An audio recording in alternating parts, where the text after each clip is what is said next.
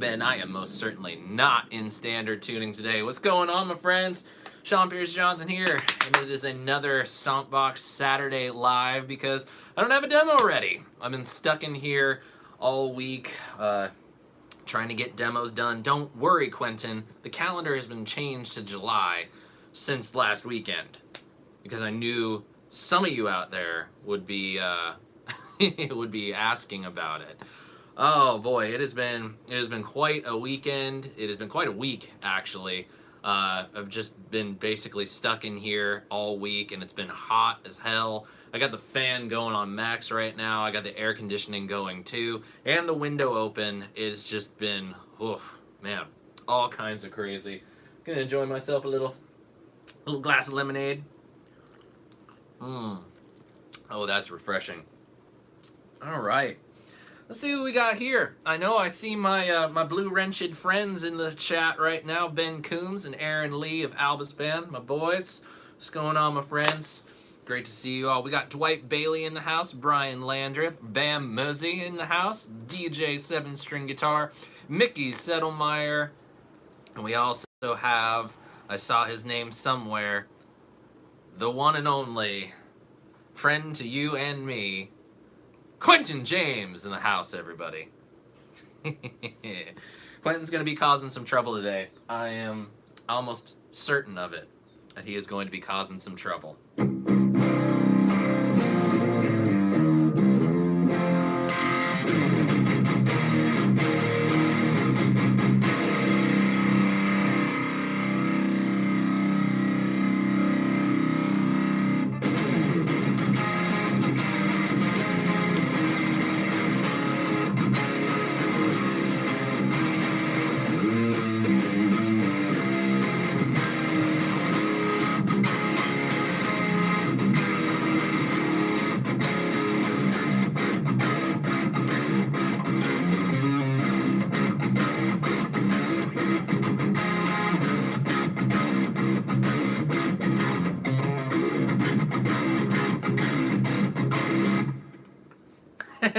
Quentin just woke up.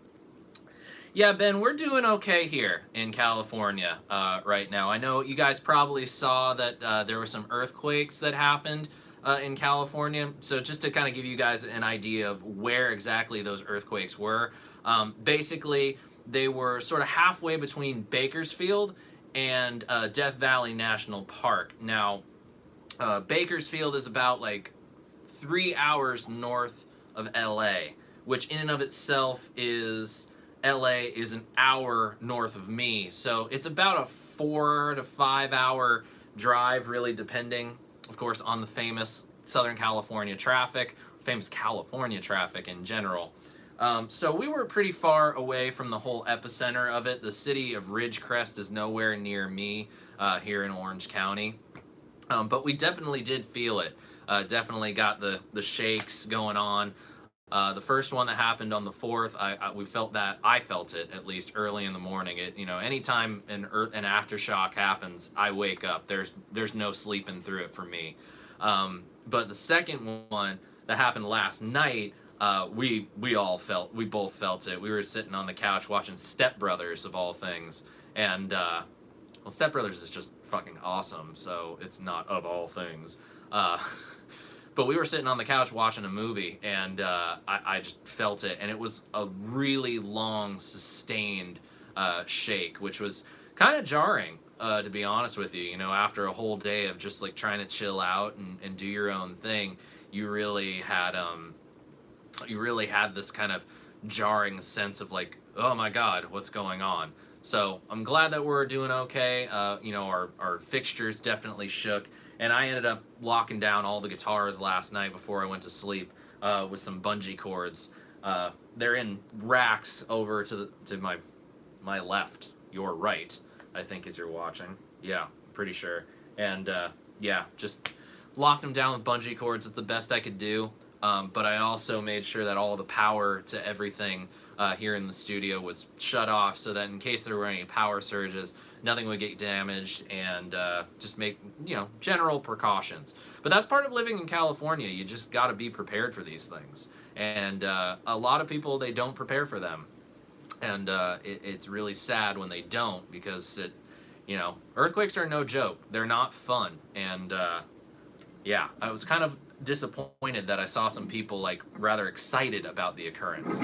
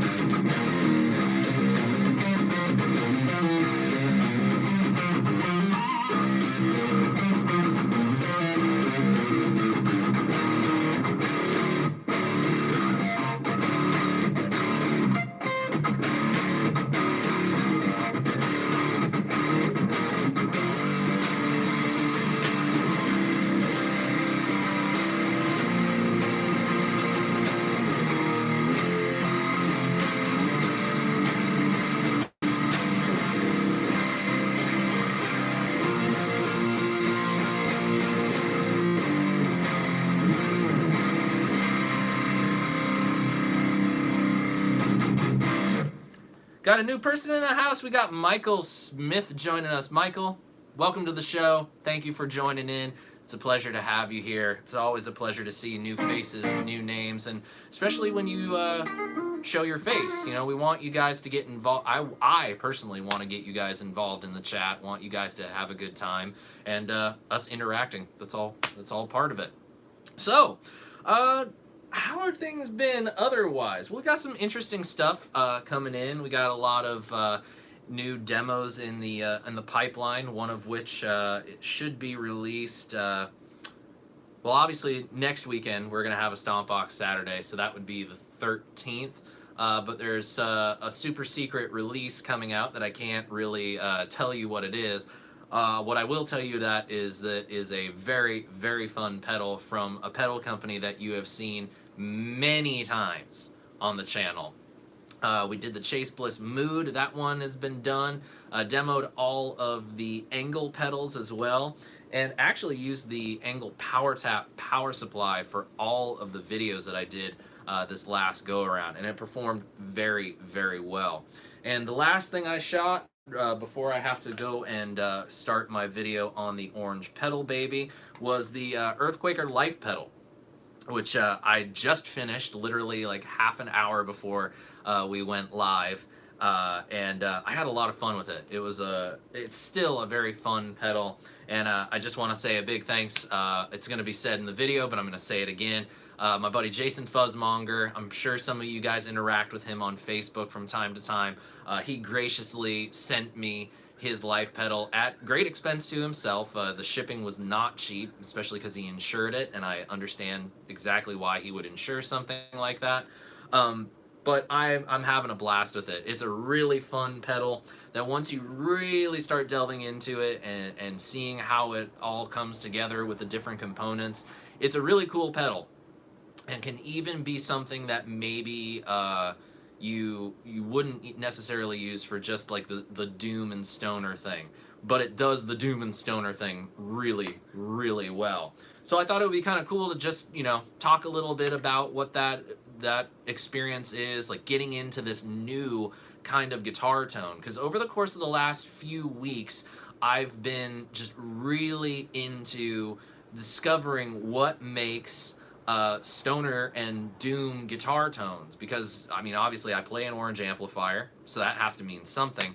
Well, I see new faces. Hey, Janice is joining us. Janice, glad that you could join me for a live show. I know usually when I do the late night Thursdays, you don't always get the chance to join in. We got Pete Hickson in the house. G'day, g'day. How are you all? Are you from Australia, Pete? Or somewhere down under?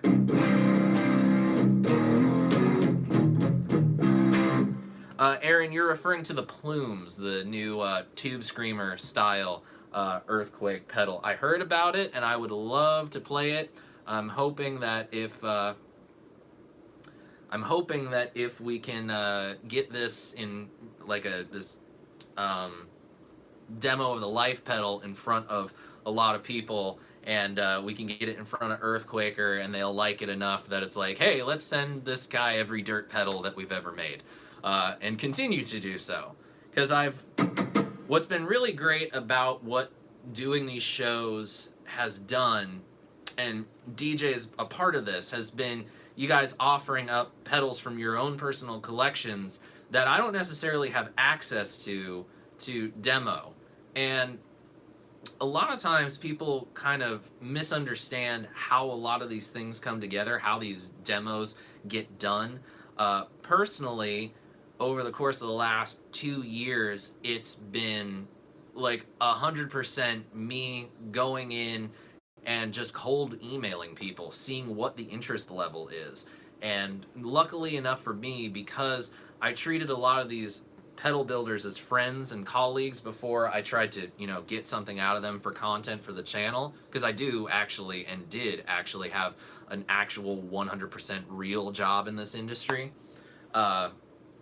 It's been fairly easy. But there are still some companies where, maybe what I do is not necessarily a good fit for their kind of product. And I feel like the LifePedal was a good challenge for me. Because it is something that's not necessarily a style that I tend to associate myself with, and I didn't really start listening to until maybe like the last year and a half, with Sleep and Dope Smoker, and it's also one of those things, I don't smoke weed. That's just never been something that's appealing to me, but it's just a very cool, unique kind of style of metal with very distinctive tones that I think are a lot of fun to chase. On top of all that, we have some more new gear. All the audio that you guys are hearing, that you're not getting anything other than the camera mic today, but it's all coming from my studio monitors, and the cab is the Waza tube amp expander. This literally arrived 2 days ago, and I already started using it. I was up and rolling. You'll smoke my share, Ben? Thanks. Go for it. All these things. This thing arrived, and within like a couple of hours, I was up and running with it, and what you're hearing is actually,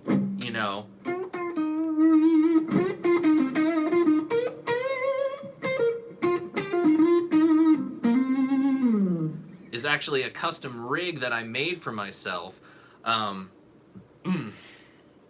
Excuse me. So a lot of what you're hearing is a custom rig that I made for myself with the Tube Amp Expander's editor. And I don't have any of my own IRs, but I have to say, within the short amount of time that I've had it, it's really changing up the workflow. And it's making things like this LifePedal demo that I just filmed. It's making it a hell of a lot easier because I can manage volume with the attenuator very, very easily. As a matter of fact, I have the speaker turned all the way down, but during the video I had it turned up just a little bit so that I could get a feed from a mic'd cab at the same time as capturing the simulated output from the tube amp expander.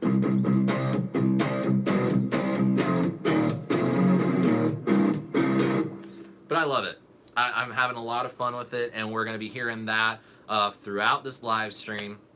So let me show you a little bit of this this LifePedal, which essentially combines a few different pedals. It combines a really interesting boost circuit, one knob, with a rat-style distortion with 3 different clipping modes, and then an octave effect based loosely on an old Shin-A-style octave fuzz.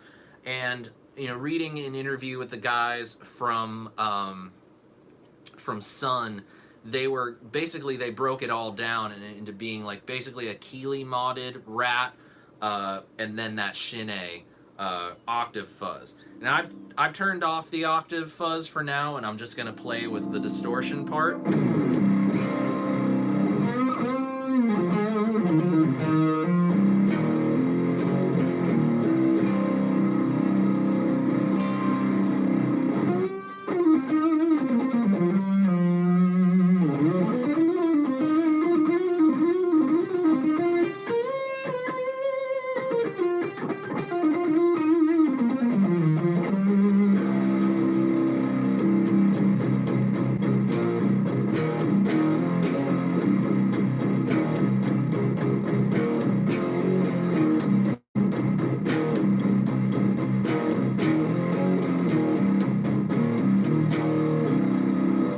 that's on the like stock kind of rat clipping.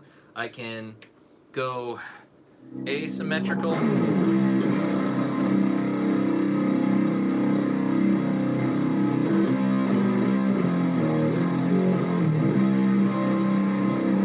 And then there's an op-amp circuit, which is just full. I mean, it's loud. Turn it up all the way.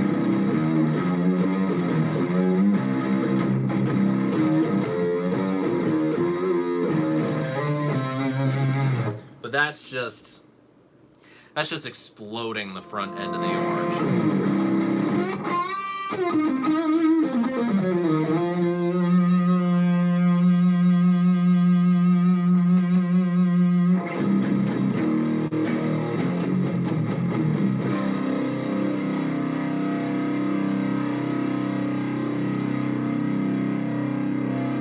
And then if I add some of that octave in,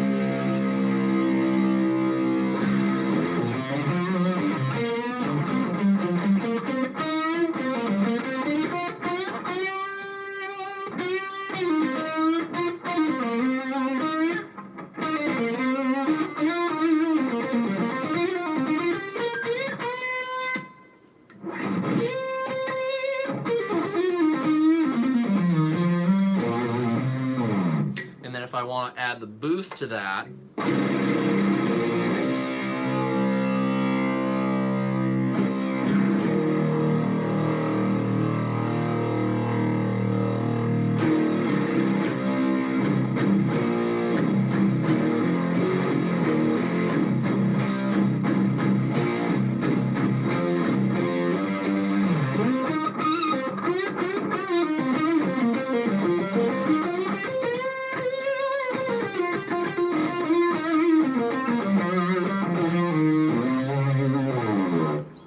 it's just, it's really fun. It's a new kind of tone that I don't necessarily use all the time, and I'm having a lot of fun just exploring it. And they're apparently going to be releasing a second edition of this pedal later in the summer, which I really hope so. And if it's, you know, decently affordable and I have the money to be able to do so, I would like to do so. Now, rolling on to things, more things to talk about. We have a new patron to welcome this week.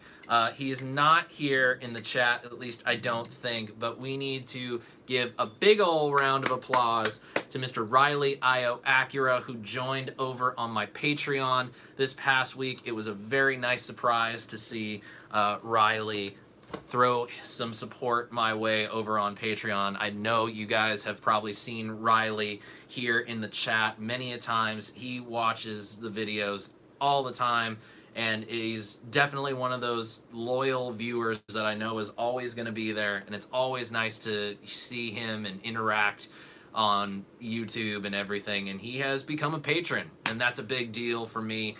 He's the second patron on the Patreon since we've launched, and I'm looking forward to doing some more content over on Patreon as more people start to come into the fold there. And you can still, if you want to go take a look at the Patreon page, you can go to patreon.com/Sean Pierce Johnson.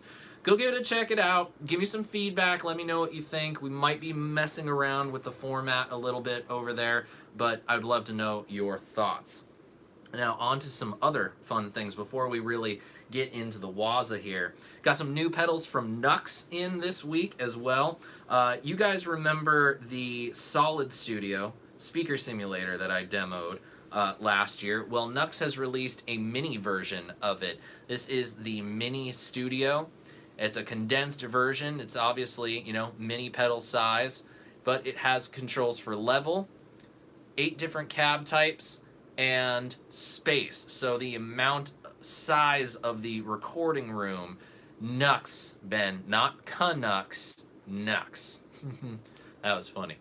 So, I'm looking forward to this because I really liked the Solid Studio. Very intuitive, very, very simple. Putting that one on a board specifically for direct recording. But it'll be interesting to see how this works out. I was actually brainstorming of using this when I finally got it, undermounting it on my big pedal board and having a dedicated output from the G2 going into this, so that one of the outputs could be for front of house to take a cab simulated feed. Just go out the output on the board into a DI box, and boom, they don't need to mic anything up. They got a nice clear signal and everything. So I'll definitely be experimenting with that and seeing how things go there.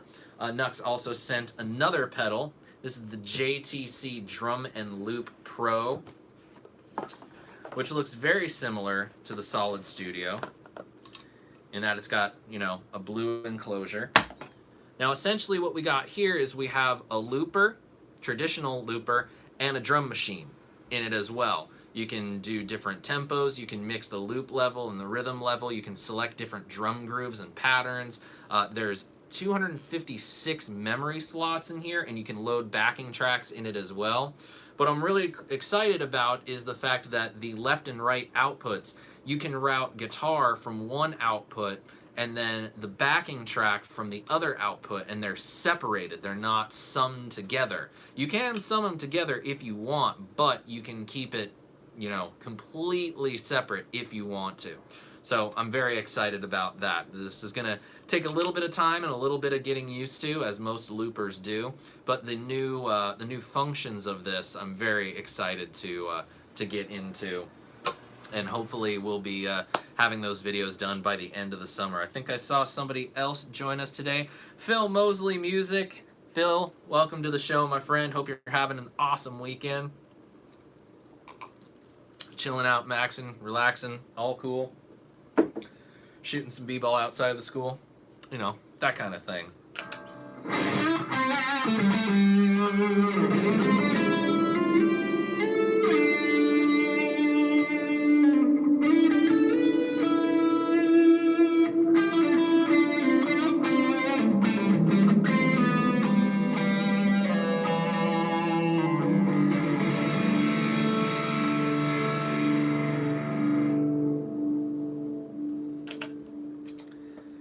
Hey, yeah, we got 16, 17 watching, 9 thumbs up right now. This is going pretty good. Let me grab a different guitar real quick.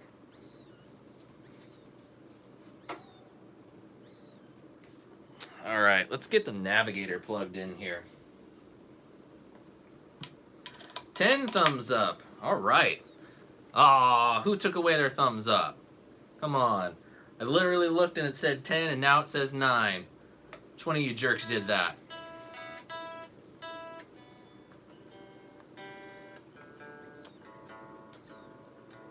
All right. Let's, you know what? Let's see.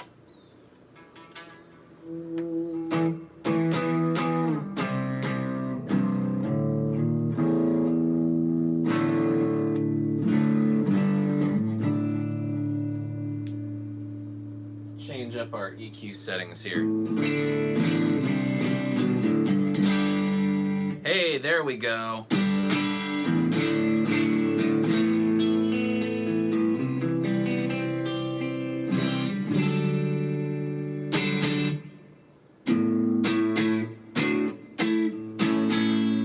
Someone named Mark has joined the audience. Mark, welcome to the show, my friend. Now, the one thing I want to mention just before we move on and start looking at the tube amp expander is that in order to get those like really good doomy sounds, I had to turn the treble down significantly on the rocker verb. So let's just go ahead and see what this distortion sounds like in front of my normal kind of clean tone for demos.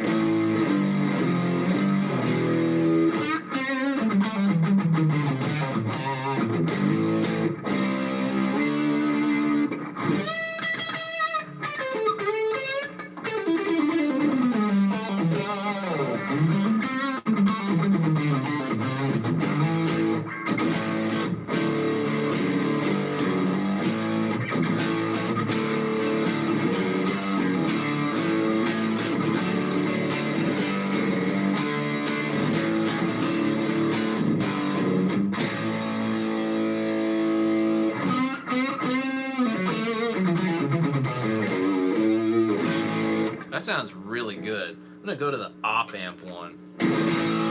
Woo!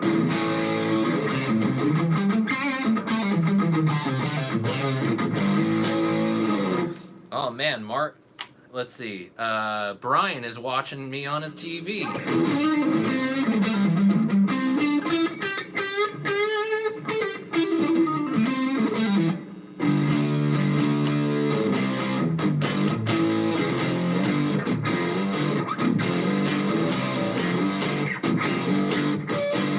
Let's turn down that tone control. I'll add a little bit. I'm having a little too much fun now.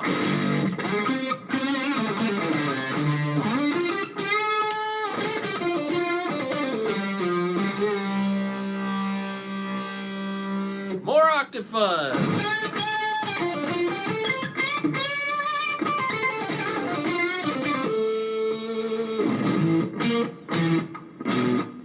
Let's see.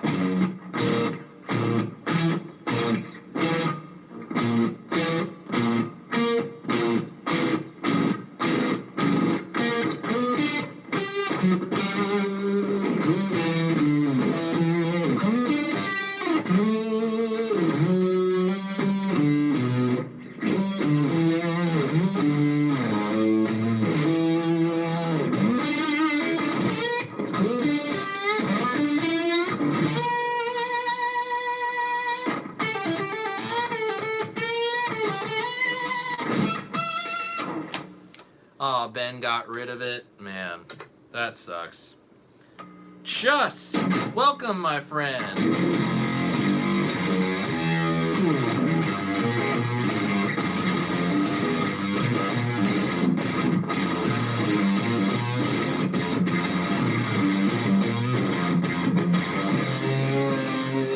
Zach Thong in the house. Zach, welcome, my friend. Asking, am I a Clippers fan or a Lakers fan? The appropriate answer is I'm a Dodgers fan.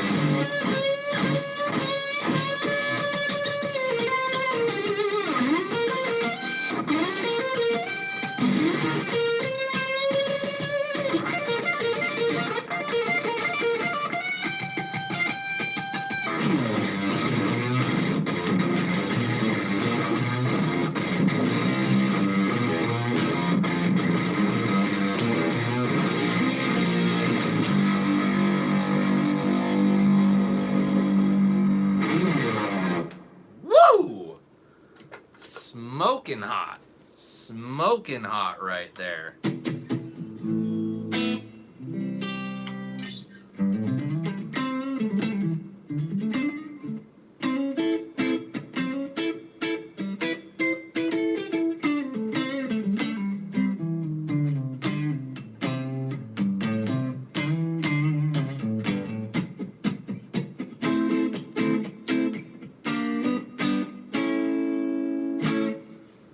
Ben, you've never bonded with fuzz?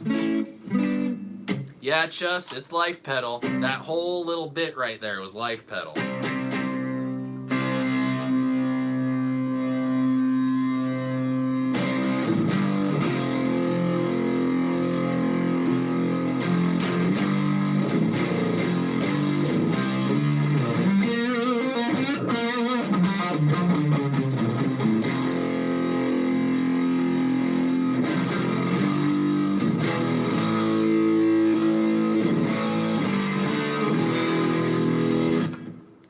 Pretty rad pedal. Hopefully the rumors are true and that we'll get that second edition later in the summer.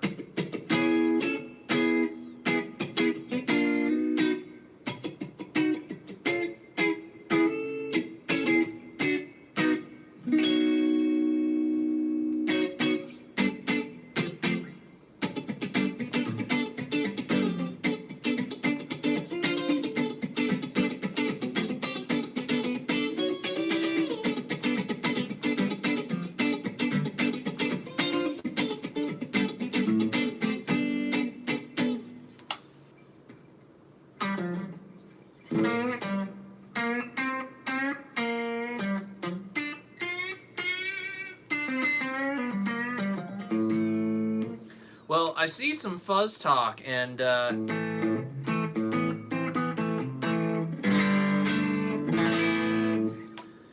Ben, you might like this this angle one coming up. It's a lot more friendly than some of the other fuzz pedals that I've encountered in recent time. Definitely got a nice character to it, so I think you might actually like it. Because I tend to find myself liking the lower range of the gain knob, which is not always the case with fuzz.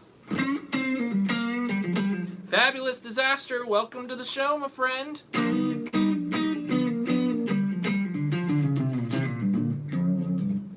I personally have tried the King Tone pedals, Mark. I tried the that dual overdrive that's like a blues breaker and a tube screamer. I liked that a lot. I can't remember if I played his fuzz though.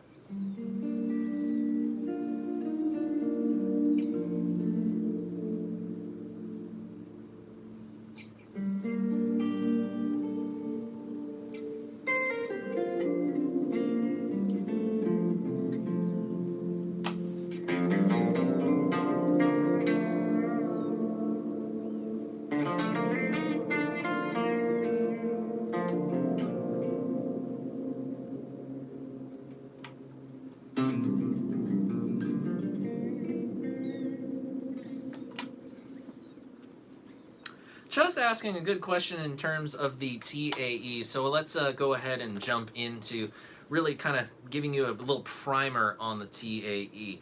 He's asking if I have the orange cranked in the TAE right now, and I don't. I actually have the clean tone set around like a little past 12 o'clock, and then I have the dirty channel at around 2 o'clock.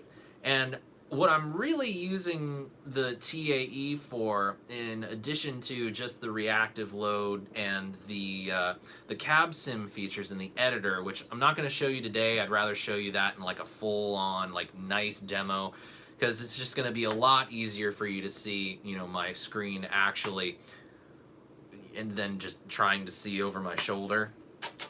But I don't have it cranked, and I don't have it cranked for a couple reasons. One is that Boss themselves even say that if you crank the amplifiers, you're not necessarily going to always get the best tone. So instead of cranking it, I've just gone for trying to get tones that are serviceable for my purposes, and more often than not these days that's meant shooting these demos. How I've integrated it into the workflow has been over the course of, it arrived on Wednesday afternoon on the 3rd, and I pretty much plugged it in right away. Read the instruction manual, which was very easy to grasp. That's the one big thing I can say about the tube amp expander, is that it was very easy to grasp right off the bat. The instruction manual was very clear. There were a couple little lost in translation English phrases that were a little funny to read off, but it still worked. And like I said, within minutes I was up and rolling. Now, stock, of course, they're going to be set to some kind of factory preset, which I was enjoying, but it was still like, this just doesn't seem like it's really doing the kind of thing that I want. The magic really happens when you connect it to a computer. You download the driver for it, you download the editor software, and you start getting into that. So what I'm really doing with this to get a feed from a cab sim rig that I have set up, I'm getting a feed of that direct, but at the same time, I'm using the attenuator as an overall master volume to get a feed from a cab in another room. So basically, I have two different sources that I can go between and decide which is going to sound better. And some of the videos that I recorded it with, I'm actually going to flop back and forth between the audio, see if you guys can tell a difference. So let me run down a little bit of what I did in the TAE with the editor in order to get a sound that I like. So when it comes to my normal tone, it's my rock reverb into an orange PPC 212 speaker cab. It has two Celestion Vintage 30s in it, and I usually mic it with an SM57. It's just a good, like, all-around kind of setup. No issues whatsoever. But there really is some truth to the phrase of, like, you gotta turn a tube amp up loud in order to get in the zone. And for me, I find that when it comes to doing pedal demos, a lot of that comes down to turning the amp up to maybe like 12 o'clock, 2 o'clock. Something to get a little bit of like give when you really smack it hard. But then something, you know, you go soft.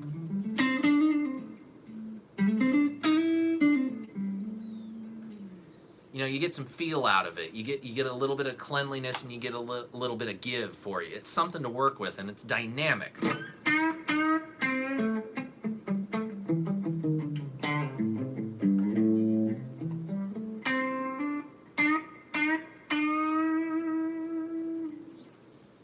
So then I've got that going, but then when it comes to the crunch, you know, I tend to use more preamp gain than I use the power amp stage, but I'm not going to deny the fact that turning up a gained up tube amp still has some magic to it. So being able to turn it up as loud as I am, it's more about level matching really than anything.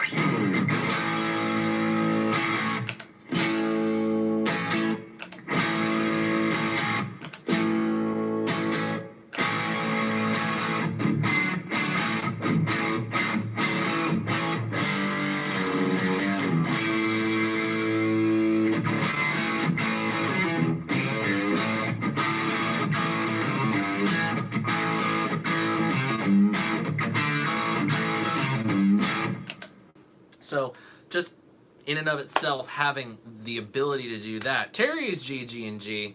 Terry, welcome to the show, my friend. Good to have you. So what I ended up doing was I went into the editor, which I know Brian has said he can't get the Katana editor to work. If you've downloaded the most recent firmware, I know that that's been kind of an issue. If you aren't friends with a guy named Aaron Marino on Facebook already, seek him out and send him a message. Ask him for some help. They might be able to help you out with that.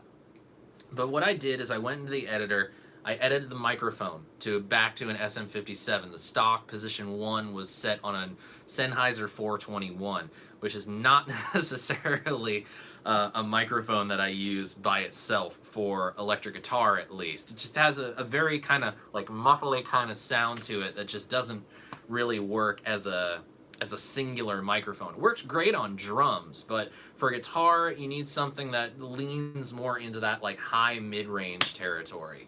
Then I edited the cab, and there's a lot of different cabs that you can choose from. But the one that I chose was a cab based loosely around a Friedman 4x12 with a mix of vintage 30s and greenbacks.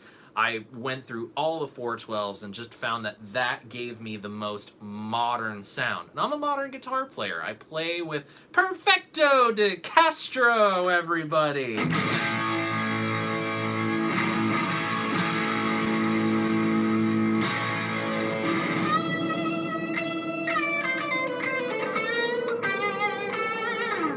What's going on, buddy? Good to see you.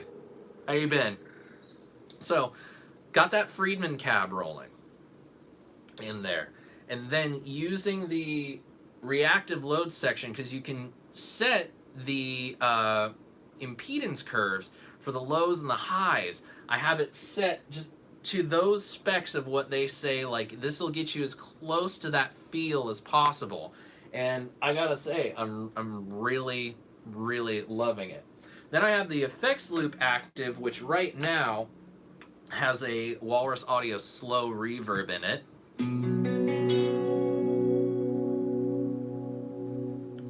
And then you can turn it off on the front panel.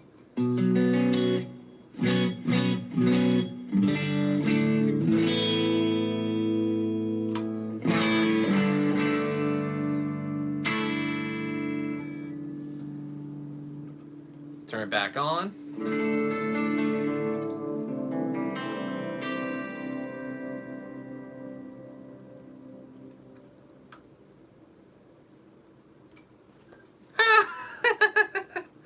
Oh God, Perfecto. Thanks for that little nugget. You know, you nugget. Yeah, yeah. Oh God, we're just the weirdest bunch, aren't we? So then I added some reverb to it, and I adjusted a couple different things to make it a little darker. It's a plate style reverb, so that's always on there, and I can control that from the front of the unit. Turn it up all the way. And it's basically just a reverb to give a sense of space. You can also edit the size of the room that the virtual cab is in. You can adjust roughly the distance of the microphone from the speaker. You can also adjust by the centimeter the distance of the microphone from the center of the speaker cone. So I have it offset the center just a little bit further back, and I have it in an anechoic chamber. And the reason I do that is because I want more, I don't really want room sound necessarily, because that's not the way that guitar players these days are used to hearing guitar tones. They're used to hearing something very direct. So I wanted to go for that kind of sound. But by bringing the microphone back a little bit and then making it just a little bit further from the center of the cone, we warm up the harsher frequencies a little bit, and we also give this virtual speaker a little bit of virtual breathing room.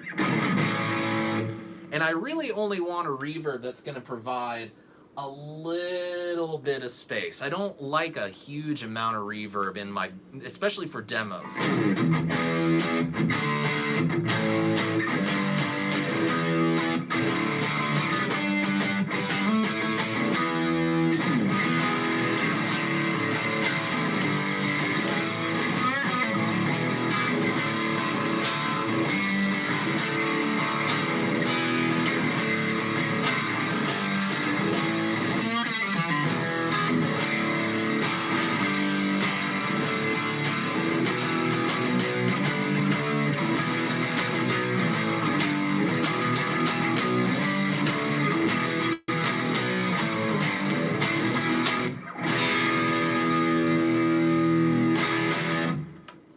So with the Freedom cab, a little bit of plate reverb in there as well, adjusting the mic position, adjusting the mic type. That's so far.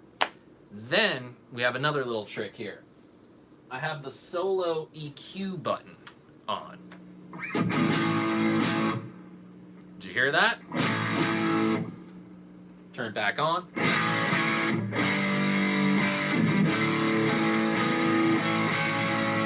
Thank you, Chus. It's actually a Jennings Navigator.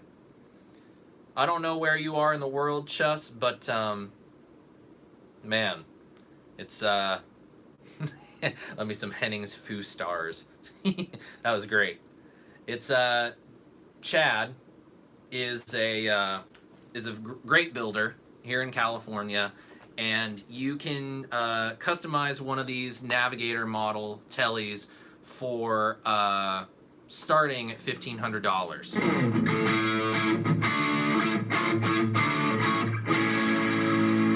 And they feel fantastic. You know, he does amazing work. We're going to be working on one for myself, so, you know. Okay, Costa Rica. All right, well, is that? Let's see. No, that's Puerto Rico. That's technically part of U.S. territories. Well, check it out, you know.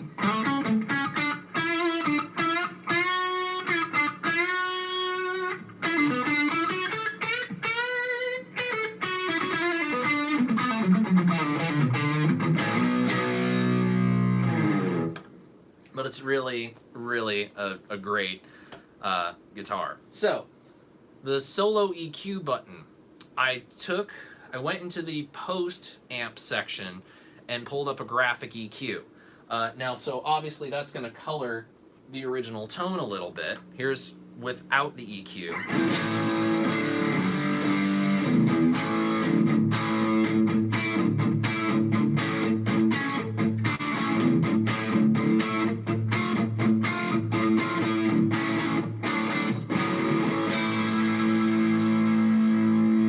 What I find is that when I add in that EQ, it's a 10-band graphic EQ.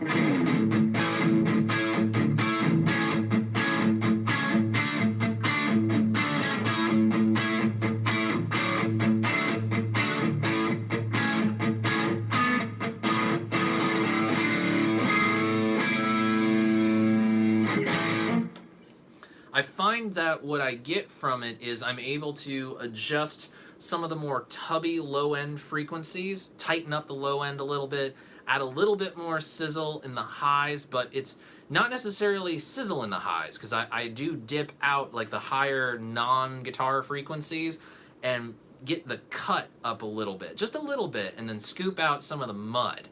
I just find that, normally when you hear guitar recordings, you're hearing something that gets processed with compression and EQ and mixing different microphones together to get the appropriate sound. You're not getting raw guitar into amp all the time. There is studio trickery abound.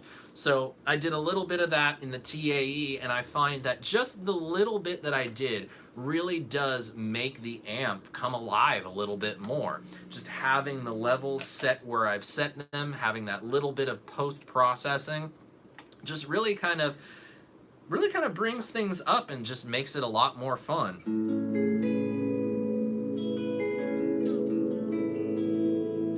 Perfecto, you should totally get one, you should totally demo one, and I want to see those comments.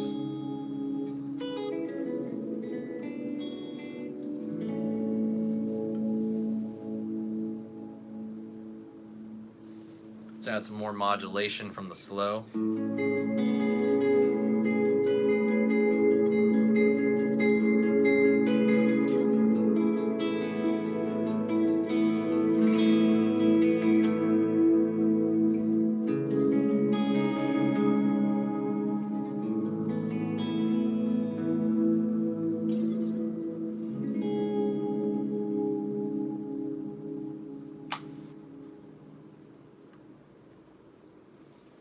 And I really like it. The combination of the weird thing about the recent time is that I was really hoping to make summer kind of a slow time of year, take some time off, recharge the batteries, and just really get back into more of a creative mode, because I've been feeling a little burnt out. And then all this new stuff arrived, and it's like, oh great, now I gotta keep doing all these videos. I've spent 5 of the last 6 days here in this studio, and I'm still not done. I still need to film a video for the pedal baby, which I'll hopefully get done sometime early next week, maybe even tomorrow. I don't really know. But what I've been loving about some of the more recent acquisitions. Hello, Amanda. How are you? Thank you for joining in for a little bit.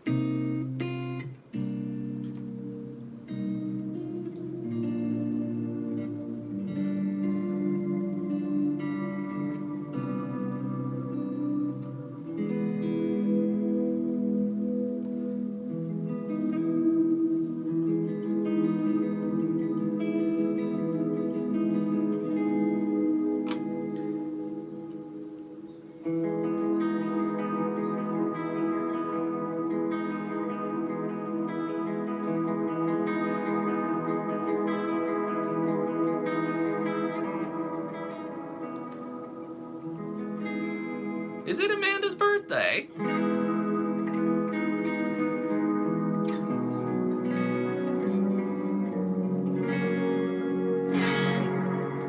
But the best part about all this new stuff is that it's actually been quite inspiring. And so I've felt like yesterday was, well, happy belated birthday. You can celebrate all week. You didn't have to share your age, by the way. Don't look a day over 21. How about that?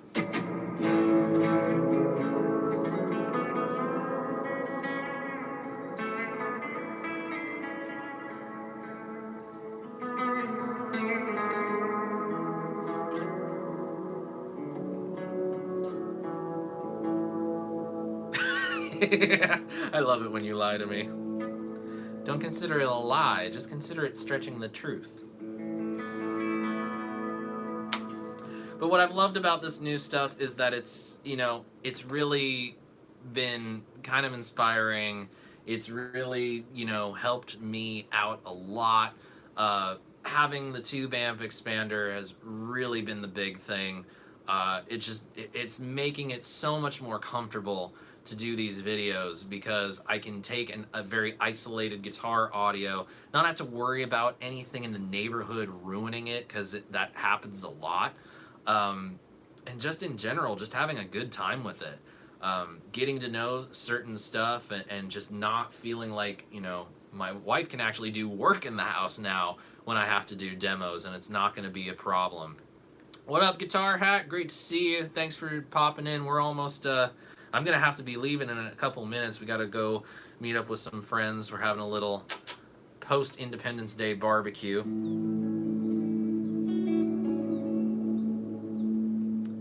My wife's making a strawberry rhubarb crisp.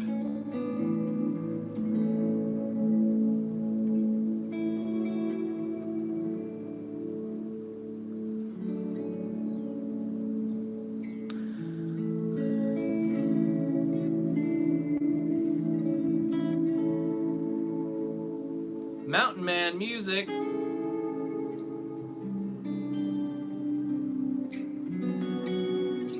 Just the V3 is actually one of the last V3s that Carvin made in their San Diego factory. I think it's one of the last two.